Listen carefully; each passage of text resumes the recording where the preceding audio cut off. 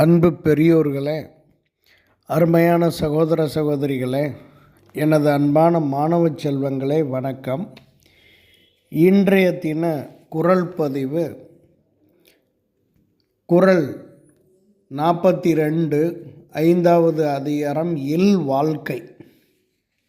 குறள்: துறந்தார்க்கும் துவாதவர்க்கும் இறந்தார்க்கும் இல் வாழ்வான் என்பான் துணை. மீண்டும் சொல்கிறேன்.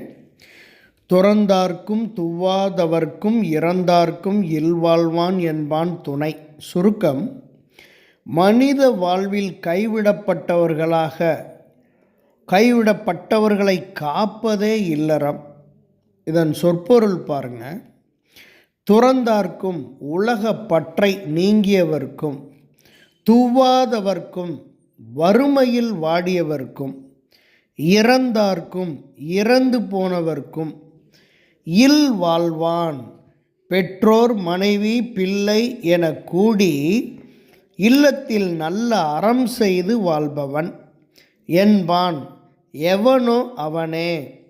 துணை: மேற்கூறப்பட்டவர்களுக்கு நல்ல அறத்தில் துணையாக நிற்பான். இந்த குறளின் பொருள்: உலக பற்றை நீங்கியவர்க்கும், வறுமையில் வாடிக்கொண்டிருப்பவர்க்கும், இறந்து போனவர்க்கும் துணையாக இருப்பது யாரென்றால், பெற்றோர் மனைவி பிள்ளை என கூடி இல்லத்தில் நல்ல அறம் செய்து வாழ்பவன் எவனோ அவனே மேற்கூறப்பட்ட மூவர்க்கும் வாழ்நாளில் துணையாக நிற்பான் என்பதே குறள் வழி அறியும் கூற்று ஆகும். ஒரு சிறிய கதை. ஒரு ஏழை விவசாயி தன் குடிசை வீட்டில் தாய் தந்தையுடன் மனைவி பிள்ளையோடு வாழ்ந்து வந்தான். அவன் சிப்பந்தி தொழிலாளி என்பதால் அவனுடைய சிறிய விவசாய நிலத்தில் விவசாயம் செய்து பயிரிட்டு அதை சந்தையில் விற்று தன் குடும்பத்தை காப்பாற்றி வந்தான். இவன் குடிசை வீட்டிற்கு எதிர் திசையில் சற்று தொலைவில் ஒரு மடம் இருந்தது. அந்த மடத்தில் ஒரு முற்றும் துறந்த முனிவராகிய சாமியார் ஒருவர் தவம் செய்து வாழ்ந்து வந்தார். இந்த விவசாயி காலையில் குளித்துவிட்டு வழக்கம்போல் மனைவியிடம் சமைத்த உணவை எடுத்துக்கொண்டு போய் அந்த சாமியாருக்கு கொடுத்து சிறிய பணிவுடையும் செய்துவிட்டு அவரிடம் வாழ்த்தும் பெறுவான். அந்த முனிவரும் இவன் கையில் ஒரு மலரை கொடுத்து வாழ்த்தி அனுப்புவார். அதன் பின் அவன் வீடு வந்து சாப்பிட்டுவிட்டு வயலுக்கு சென்றான். இவ்வாறு தொடர்ந்து நடந்து கொண்டே இருந்தது. இவனுக்கும் விவசாய தொழில் மூலமாக கொஞ்சம் கூடுதல் வருவாய் கிடைத்தது. இந்த கூடுதல் வருவாயில் அக்கம்பக்கத்தில் உள்ள வறுமையில் உள்ள மக்களுக்கு உணவு வழங்கி வந்தான். இது தொடர்ந்து நடைபெறவே நாளுக்கு நாள் வருமானம் அதிகரித்து செல்வ செழிப்பு வந்தது.